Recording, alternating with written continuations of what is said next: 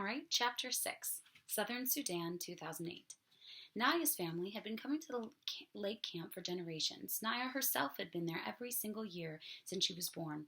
One thing she liked about the camp was that even though she had to dig in the clay and wait for water, she did not have to make the 2 long trips to the pond every day.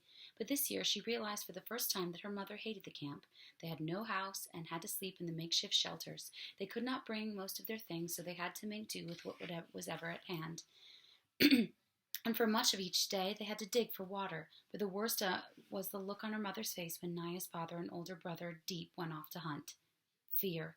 Her mother was afraid that the men in the family would run into Dinka tribesmen somewhere, that they would fight and get injured, or worse. They had been lucky all these years. No one from Naya's family had been hurt or killed by the Dinka, but she knew other families in the village who had lost loved ones in this way. Naya could see the questions in her mother's face every morning. Would they be lucky again? Or was it their turn to lose somebody? Southern Sudan, 1985. Salva's mouth closed and opened again as if he were a fish. He tried to speak, but no sound came out of his throat. He tried to move, but his feet seemed stuck on the ground. Salva, the man said again and hurried towards him.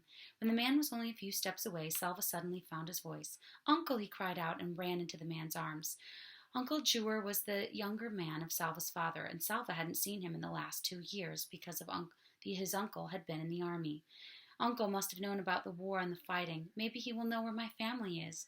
But these hopes were dashed as soon as Uncle spoke. "Are you alone? Where is your family?" he asked. Salva hardly knew where to begin his answer. It seemed like years ago he had run away from his school and into the bush, but he told his uncle everything as best he could. As Salva spoke, Uncle nodded or shook his head. His face became very solemn when Salva told him that he had not seen or heard a single word of his family in all that time. Salva's voice trailed off and he lowered his head. He was glad to see Uncle again, but it looked as if he might not be much help either. Uncle was quiet for a moment, then patted Salva's shoulder. "Ah, nephew," he said in a cheerful voice, "we are together now, so I will look after you." It turned out that Uncle had joined the group 3 days earlier, but since there were more than 30 people traveling together, they had not found each other until now. As they began walking, Salva saw that Uncle had a gun, a rifle that carried his strap over one shoulder. Already Salva could tell that because of his army experience and because he had a gun, Uncle was seen by the group as kind of a leader. "Yes, when I left the army, they let me keep my rifle," Uncle said, "so I'm going to shoot us a fine meal as soon as we come across anything worth eating." Uncle was true to his word. That very day he shot a young antelope, the kind called a topi. Salva could hardly wait for it to be skinned and butchered and roasted. As the smoky, meaty smell filled the air, he had to keep swallowing the spit that flooded his mouth. Uncle laughed as he watched Salva gobble down the first piece of meat. "Salva, you have teeth. You are supposed to use them when you eat." Salva could not reply. He was too busy stuffing another chunk of delicious charred meat into his mouth. Even though the topi were a small one, there was more than just enough meat for everyone in the group. But it did not take long for Salva to regret his haste in eating. After so many weeks of near starving, his stomach rebelled mightily. He spent most of the night throwing up. Salva was not alone. Whenever his stomach started to heave, it woke him up, and he would hurry to the edge of camp to throw up and find other people doing the same. At one point, Salva found himself in a line of half a dozen people, all in the same pose, bent over, holding their tummies and waiting for the next wave of nausea. It might have been funny if he hadn't felt so miserable. The group continued to walk through the land of the Inuit. Every day they saw lions, and usually resting in the shade of the small trees. Once in the distance they saw a lion chasing a topi. The topi escaped, but along the path Salva saw the bones of prey that had not been so fortunate.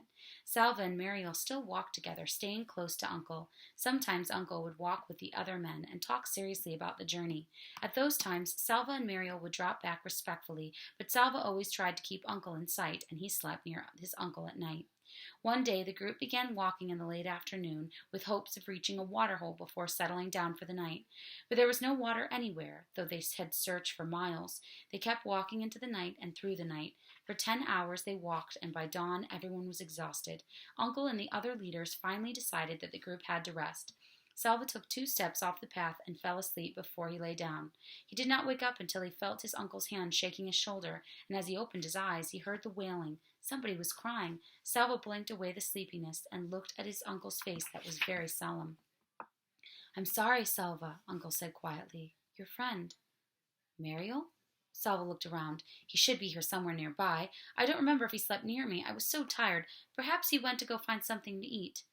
Uncle stroked Salva's head as if he were a baby. "I am sorry," he said. and a cold fist seemed to grip Selva's heart.